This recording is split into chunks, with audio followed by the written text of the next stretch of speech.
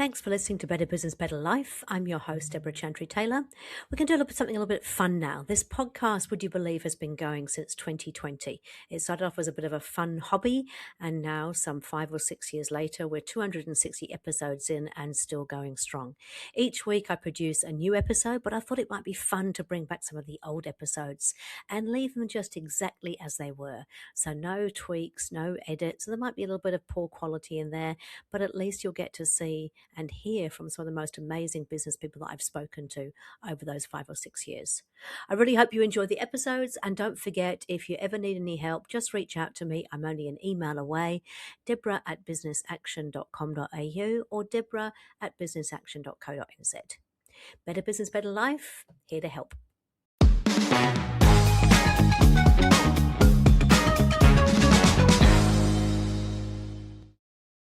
So good morning. Welcome to another episode of Better Business, Better Life. Today, I'm very privileged with Daniel Davis. And Daniel is the community leader for the APAC region for EOS Worldwide. He's also a certified EOS implementer, and he's worked with about 80 clients with the EOS system. So welcome, Dan. Thanks, Deb. Nice to be here and joining you. Yeah, lovely to see you. Hey, Dan, you've got a very, very interesting journey, haven't you? Because you actually brought EOS into the APAC region. Would you like to share a little bit about your journey? And you're, of course, a business owner for many years. Would like to share a little bit about your journey and where you got to, and perhaps within that share a professional and a personal best? Sure. So I'll probably kick off with the personal and business best because I know I'll forget otherwise. So personal best has been my lap times at the track lately. So as you know, I like my car racing and motorbike racing, and Yes. It's nice to be back at the track after the last year or so of having the lockouts. So that's been nice. And business best has been just the client's success that I've seen occurring, and their ability to adapt to all the changes that have been coming around over the last year and continue actually as we speak. We're back in a lockdown here in Sydney. So they're my personal and business bests. How I got involved with this, bringing EOS to here, if I was to give you the fast version, I started the first business when I was 21, a small IGA supermarket up in the Blue Mountains. Worked very hard growing that store, opened it in the morning at 5, worked through till 11 at night, and lived at the store for about 3 years. And over time, I learned every conceivable mistake, I guess, as you go. And thankfully, by the end of 3 years, it was a really successful store. And that allowed me to continue on doing some other things. So over the years, I've been in property development, also building out other stores, other retail stores, some professional service space, B2B work that I've also had. And I guess how I stumbled into this space was after investing into a friend's company. And I didn't do any due diligence. He was one of my best friends from school. But the short story was I lost a few $1 million in that venture. Yep. And it led me to seek help. I wasn't sure how to fix the problem. Tried a few different business coaches and advisors without a great deal of luck, actually. It was quite frustrating until I came across one lady. She helped me really well. And I actually found my passion of wanting to understand the science of business and help the business owners out there. So I ended up buying out her business and growing it. And then I came across EOS. I read Traction after a person sitting in an audience, actually. I was speaking at an event and somebody came up and said, "Hey, you've got this twin brother called Gino Wickman, Detroit, Michigan. You look like him and you sound like him, and you need to check out this book called Traction." And so I read the book on a flight and never looked back. I thought it was just fantastic. It was a simplified version of what I was doing in my consulting firm, and flew to the US, met the team, fell in love, I guess, and brought the brand down here to the APAC region. And that was about 6 years ago now. So since then, I've had the pleasure of growing the brand here and training about 25 other people, other implementers like yourself and the rest of our crew down here that go out and help people every day. So that's the fastest version I can give of the journey so far. So what was it that you fell in love with specifically? Simplicity, simplicity, you know, and we share this with clients: simple, not easy. And I think there's a really powerful takeaway there. If we look at, it's interesting, right now we're in a lockdown here in Sydney. And when you look at some statistics, what I find intriguing is that the largest health issue that we have in the world is, heart disease and associated problems, diabetes, etc. And when we look at the solutions, there's actually a solution. It's exercise and eating right. It's not that difficult, right? Sure, they can try and create tablets for it that will help us be able to live our abusive lives, but on how we look after ourselves. But if people just exercise properly every day and ate the right foods, in most cases, you'd wipe out 90% of the issues, right? Yep. So, but it's not easy. So that's what I mean by simple, not easy. So that's what EOS is for business, is very simple, not easy. And I think what makes it easier is the work that we do with clients, kind of holding their hand through that. No different to what I guess a professional personal trainer would do, helping a fitness and health challenge. Okay. And so when you were running your own business, what were the biggest challenges you came across? I think the main thing would be the lack of experience. I mean, I was 21 when I first started, and I learned some great insights around what it takes to run a successful retail store. Yeah.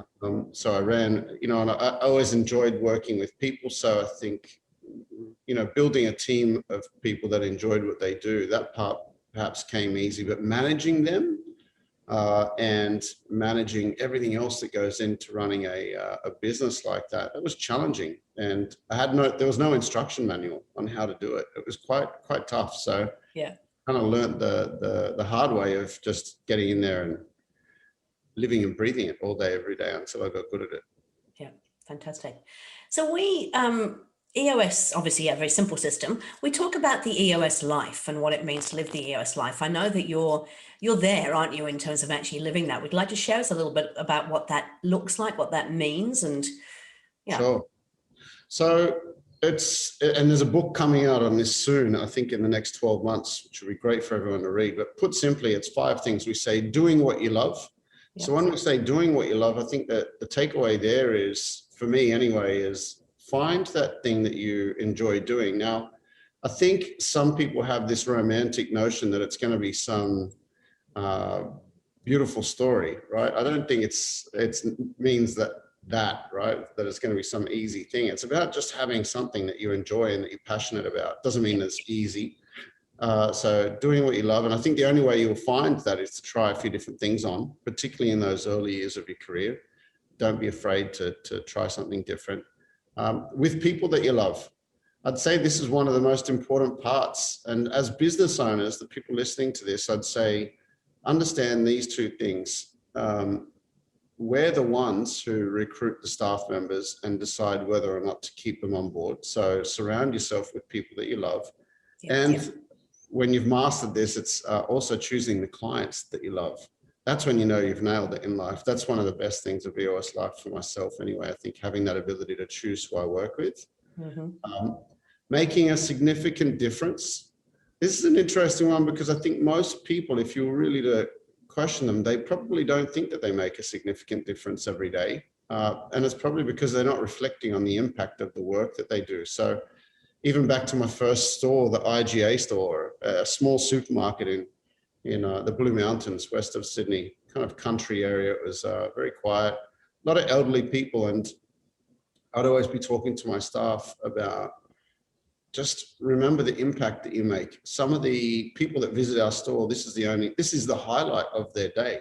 So when you go to the extra effort of greeting them when they come in and seeing how they're doing and making sure that the music playing through the store is music that's going to be appropriate for them, it makes a difference. And as a result, it was one of the driving factors that I think drove our success in that store. So making a significant difference is important, realizing the impact that you have. All of us have impact every day. Just a few think of how great that is. Being compensated appropriately is just being paid well for what you do, but also looking beyond just the money. It's like, what else do you get in terms of compensation for what you do? I think, again, if you're doing something that you enjoy, it's purpose driven, including even as simple as working in a retail supermarket, it can make a difference. And with time to pursue other passions, that's what I'm still working on, open and honest. And I kind of think in life, the thing about EOS life is it kind of goes in that sequence, right? Finding that thing that you love, doing it with people that you love. You get paid well once you've mastered something. You make a more significant difference. Again, the more you master something, the more impact that you have. And then time to pursue other passions. Well, that's not overcommitting on the work front and making sure that you leave time for other things. And I'm trying to get better at that as I go. Yeah, I think you're doing pretty good, aren't you? You're I'm spending trying. good time with your family and whatnot, which is great. Okay, so how do businesses get to that sort of stage? I mean, obviously the EOS model is designed to help them to do that. Can you just take us through, I suppose, a journey with a client? What typically happens in that EOS process, and what do you do with them? So it's a process that we've been using for 2 decades now, so 20 years of history and more than 11,000 companies of all different industries, and so it's a system that works for basically every business out there. And we follow a process that goes for approximately 2 years from the time of initial engagement through to what we'd call graduation, where you're learning and implementing a simple but highly effective set of tools into the business that helps them bring their vision. Firstly, we help them clarify what is that vision, what is it that they want, because it varies from business to business, individual to individual. So getting clarity around what they want, getting them all on the same page, and then giving them a set of tools that help them bring that vision into reality. And we say that we help them with 3 things called vision, traction, and healthy. Vision from the standpoint of simplifying, clarifying that vision. Traction from the standpoint of what I was saying, giving them the tools to succeed. And healthy from the standpoint of creating a healthy, cohesive leadership team that can be really open and honest with one another and enjoy working together and confront the issues that the businesses face on a day-to-day basis. So, and graduation simply means they get to a point where they've learned these tools and they can run independently. They don't need to be working with you. They've kind of got this and they can continue with those great habits, build a successful business and life. Fantastic. So clients that come to you, why would they usually come? What are their biggest kind of challenges that they go, oh my gosh, I need some help? It's interesting. So some are feeling pain and they come along because maybe they're not getting what they want from their business. They might be frustrated, feeling like they've got a vision, but it's just not coming to reality. Some may come because they feel like they're not getting the financial reward out of it that they should. And what I'm finding though, however, is many of them just come along nowadays because they're referred to me from my existing client base, and they're actually independently successful people in their own right. They're just looking and thinking, I think I could do better. And that doesn't necessarily mean financially. It could just mean I could create a better workplace for my team members to enjoy, and perhaps I could be better in my market. I could be even better than what we are now. So they're really open to trying on new things. They're not necessarily in pain. They just think, hey, I think I could do better. And I'm willing and open to look at EOS to help me.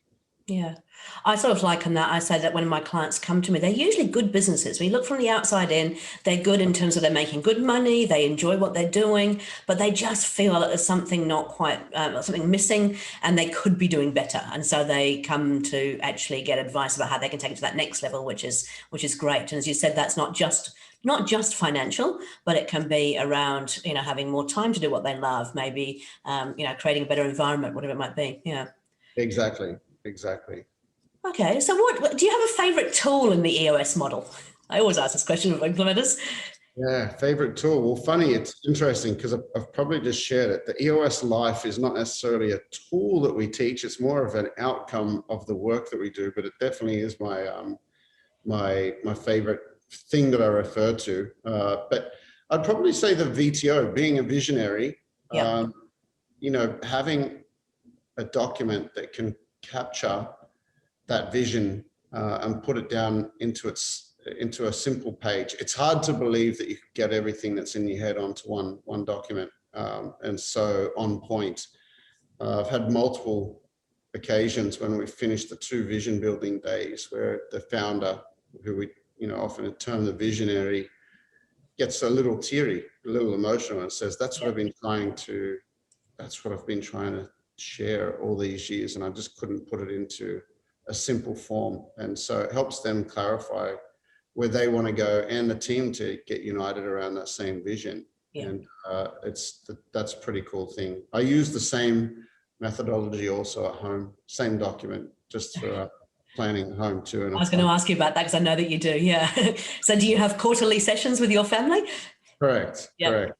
I mean, my boys didn't want to attend initially, but now that they're getting to an older age, 17 and 15, they're more interested, and they like the whole planning tool because they're starting to realize the power of it. Yeah, fantastic. Okay, cool. I was going to ask, in terms of the, that making a significant difference thing. I've lost much to ask. I was just going to observe, actually. I'm down in Wellington at the moment. I'm here for a conference, and I was in a hotel yesterday, and I went to get breakfast, and there was a guy who was cooking omelettes there. And I went over and he asked me what I wanted, and I told him, and he very grumpily kind of went, and sort of started making this omelette.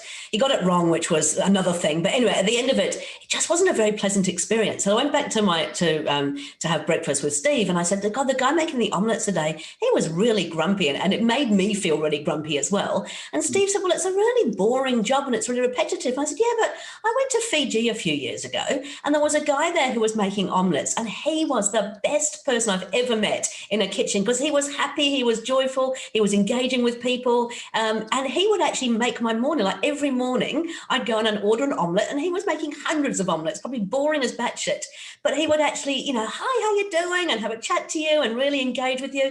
And I think it could either make or break your morning. So yesterday's morning, I could have chosen to actually get really pissed off with it, but I just moved on. But it was just not a great start. Whereas in Fiji, the guy had a real passion for making people's mornings. Yeah. I think that's something that I was fortunate enough to learn really early on. Working in a retail environment, working in a service station, right? So gas station for the American listeners, but cars come in, they put fuel in, and they come in. It's not the most exciting job in the world.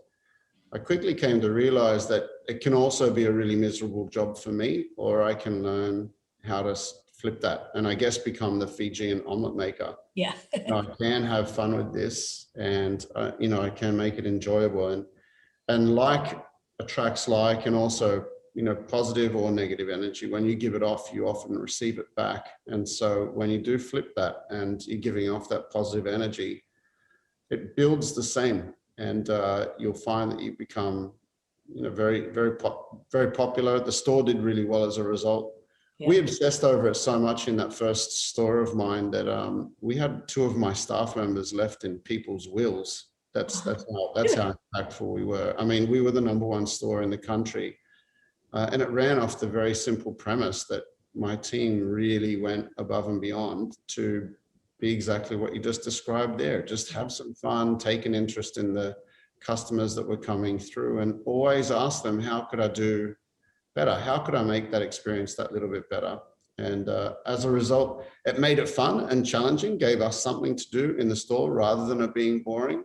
Yeah. And we built something really special, and we genuinely loved working there. It was a really enjoyable experience. The customers enjoyed it and valued it, and so did my team members. It was a 2-way street. So how do you instill that kind of behavior into the team? What's the sort of the magic tool that you use to get them all on that same page and deliver that excellent service? I think it really comes down to this thing of mindset. It's the way that you think about things, whatever the task might be. I remember when I first started in retail, part of the job was the cleaning. I had to clean bathrooms, I had to clean toilets, I had to mop the floors. And I could either look at that as a real negative, or I could think, I just want to have the best floor and the cleanest toilet that's ever existed. And so that's what I did. And I kind of took that same philosophy through to everything that I did throughout my business life. And I used to say that, share the same thing with the team. We can come in here and be miserable for the entire shift, or you can have some fun here and try and be the best. There's an art form to everything, even mopping the floor. There is an art to it, right? Because you got to do it quick. You got to make it clean. And in a retail environment, the challenge that you've got is people are constantly coming back in every 5 minutes, and they're messing it back up. And if it's too wet, people are going to slip over. Yep. So how's that for ironic? So you have to get the water really hot. Yes. And then it basically, dries pretty damn quick. So even now, all these years later, I remember the art form. I've mopped many floors in my life. That's awesome. I enjoyed it. Yeah. Yeah.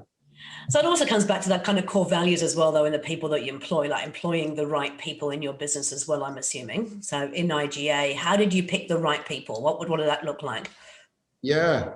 Well, it was interesting. The first 3 staff members that I had, 2 were straight out of high school. So it was their first job. And the other was at the end of her career. So she'd had a career working in many different fields, mostly retail, and working in a chemist. She wanted something closer to home. She'd moved up to Blackheath in the Blue Mountains. And so she came in, and so we had a really diverse workforce. There was no secret. We loved having Leslie because she could teach us many things, because we were the young ones. I mean, I was 21, the other 2 were 18. Yep. And she would have been in her early 60s, and she was a gem. But I think we also brought the energy. So we all contributed in our own way, and it made for a great team, and we built from there. So getting that culture right and the mindset right is a big thing. And you need to take the time to coach your team members. I mean, my simple philosophy is, okay, so mopping the floor and cleaning the toilets or flipping the omelets, it's not such a big job, right? Not such an important thing. So tell me then, when do you perceive that your job's going to be important? At what point in your career is what you do important? Is it when you start managing somebody? That's when you'll take your role seriously. And I mean, at what point does it become important? And the answer to that question is everything's important. Yeah. Because if the bathrooms aren't clean, or the shelves aren't stacked properly, or you don't speak nicely to the customers and greet them hello and say goodbye and these things, then nothing. You can do everything else at the top end. You can have the best accounting system in the world, but if you're being a jerk at the front counter, your store will never succeed. Yeah. So at what point do you take it seriously? I think you should take it seriously right from the entry point. Mopping the floor is where it starts. Yeah. And then that comes down to, as a leader, being a good communicator too, right? So having those conversations regularly with your team and making sure they are all on the same page. Yeah. Correct. And being patient, particularly with young staff members. Nowadays, one of the things that I'm observing is teenagers don't have jobs the way we used to. Makes me sound old, but back in our day, right? It was very normal to get a job when you were 13 or 14 years old. So by the time you actually entered the full-time workforce, you had 4 years, 5 years under your belt of being in a work environment. A lot of the time nowadays, kids, we're in a different economic time. They just don't have parents look after them. They don't really have the same requirements. And what we're missing is the true value of them working at a younger age. So just be mindful that some of them even go straight to uni then, and they still, they don't even have you worked a day in life. Years old, yeah. And it's like, you need to be respectful that they don't get some of the very basic things. You need to take a little time just to help them, guide them through, and teach them some real 101 things. Don't assume that they've learned those lessons yet in life. And don't assume that they don't want to know. I think that's false. Right. It's not fair. Sometimes I hear people say, the young ones don't want to work anymore. And I think, I think that's a real generalization and not fair. And we just don't know, do they? They just don't know what they're sort of missing out on, a bit like a battery, I suppose. Yeah, inspire them. Inspire them to see things they haven't yet seen. That's the joy of work. Perfect.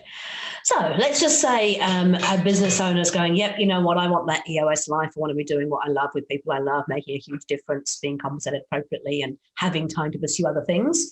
Where would they get started? What would be their sort of the 3 tips you would give them to get them started on that journey? I think, well, firstly, read the book Traction. You know, get that book read. That's where it all changed for me. If you're too busy for that, which many people listening to this will fall into that bucket, they'll say, well, that's great, I will at some point. Just contact one of the implementer community, reach out to one of the EOS implementers and ask them for a chat. And, you know, book in a 90-minute meeting, so where you can go along and hear about EOS live. For some people, that's better and more convenient than reading the book. Yep. And just get started. I kind of thought about these lessons prior to today, because you'd given me the heads up that, you know, what are some insights? And these are the things that I thought. Yep. Number one is try things, you know, to find something that you enjoy in life. I think too many people are fearful for change. Just try different things on and see what happens. Respect that it takes time to master something, whatever it is, be it a trade, a profession, a skill of any description. It's going to take commitment, right, to get great at something. And the same applies for running a business. It takes time to learn the skill of running a business. So when you think that you spend 4 or 5 years doing, you know, a university degree or a trade, your apprenticeship, and then it takes another 4 or 5 years to get actually really good at that skill, so it's a decade. Appreciate that going and registering a business doesn't make you a successful business owner. You need to learn the craft of running a business. So EOS is designed to just help you on that journey to run the business more successfully. And the final point I would say there is, being World Cup Day today, the World Cup finals, I thought it would be appropriate to share this take on life that I have. And that is, you can't score a goal from the sideline. You need to actually get on the field and have a go. And I often see too many people sitting on the sideline, either critiquing everyone else or criticizing everyone else in a negative way, or they're sitting there reading too many books, going to too many conferences. Yeah. They do too much education, and they just don't realize until you get out there and kick that ball, you've got no chance. It's impossible to try and score a goal. So get out there and have a go. And know that, you know, from a business perspective, EOS is a fantastic start to help you understand the craft of running a business. So just do something, get started. Get started. Great opportunity right there. Yeah, I love it.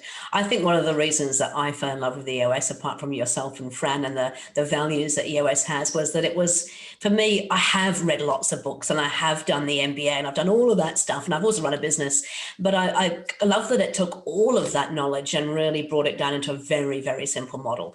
And I think you're absolutely right. We can almost get like analysis by paralysis, or paralysis by analysis, one of those, where you basically, you know, you can just keep reading and reading, and there's so much stuff out there. But when you take it back to its absolute core basics, that's what EOS is. It's the simplicity of the really, basic stuff that the business needs. Yeah, 100%. It's phenomenal, the statistics that I see. So for all the listeners out there worried about their kids in school who are mucking up and being difficult, here's some statistics to take away. I would say somewhere between 80 and 90% of the companies that I've worked with, the founder or founders have been the ones who are mucking up at school. They didn't fit in. They didn't find school easy. They had learning issues, etc. And then they've gone out to the workplace and they've dominated. And interestingly, the rest of the leadership team are the educated people who beat them in school. And then they end up working for the person who wasn't so great at school. And I think that part of the reason of that is some of the founders are just, they're street smart, but they're not necessarily book smart. They're not the ones with the great education. And I think what I see is they can't see the dangers. When people go to uni, they actually realize all of the dangers associated with running a business. They know the failure rate and they know the statistics, and that makes them, like you say, paralyzed to think, oh, I don't know if I can do this. Yep. Whereas some of these founders, I think most of them just blindly go in thinking, yeah, I'll be okay, and they have no idea what they're about to embark on, but they think that they'll be fine. And thankfully, if they're working with one of us, they tend to work out that way statistically. It's pretty much 100% success rate. So we're here to help the crazy ones. Excellent. Yeah, I love that. Brilliant. Okay, Dan, we're kind of getting to the end of the session. I just want to thank you so much for sharing all that stuff with us. In terms of the clients that you love to work with, what does your ideal client look like, and how would they get in contact with you? I love to work with clients. Primarily, I love to work with clients that have been referred to me from my existing. If I'm open and honest, I've become a little bit spoiled like that, and that is because like attracts like. It's what I shared earlier, right? So great people tend to know other great people who are values aligned. That's my first port of call. But people who are passionate about what they do and they genuinely want to build a business that has a positive impact on its customers and for its people. If you're just coming to me because you want to increase that bottom line and that's your obsession, I just don't really have any interest. To me, that's a byproduct of getting the other two things right. When you've got customers that love you and a team that loves you, the rest of the things tend to fall into place. And so passion-driven people is what I typically like to work with. Perfect. And if they wanted to get somebody to get hold of you, how would they do that? LinkedIn is probably the easiest way. So they can just search me up, Daniel Davis, on LinkedIn, Sydney, Australia. There's probably a lot of those, actually. I was going to say, you must be got a few of those, yeah. Just put in EOS implementer, something like that, and I'm sure they'll find me, the bald guy. Yeah. Or otherwise, just reach out to you, Deb. Yeah, sure, of course. Yeah. Just one last question for you. Your sons, what do you think your sons are going to end up doing? I'm quite fascinated because they've obviously been brought up in a very entrepreneurial family and with the EOS life and the VTO. Yeah. Good question. And they really have, because our entire family, pretty much my extended family, all run their own businesses too. So very, very entrepreneurial business family. And they both, the two oldest ones, basically are looking to go and get trades at the moment. So yeah, they're talking about plumbing and the other one being in carpentry. So they love the idea of being able to run their own business, and they look at it as something that's not going to be heavily impacted by technology, and it helps people and ticks the boxes. And they're pretty active guys. They like the idea of having something different every day. So that's, after all those private school fees that I've paid, they're going into to do a trade. And as they both have wisely responded to me, it wasn't their choice to go through the private system. You wasted money. You should have bought us a property. And I'm like, okay, you don't get it all right. And they were spot on. So the third one will not be going private school.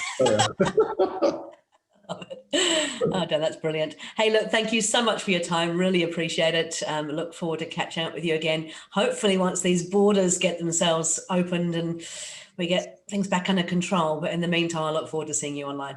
Yeah, thanks, Deb. Great to be joining you.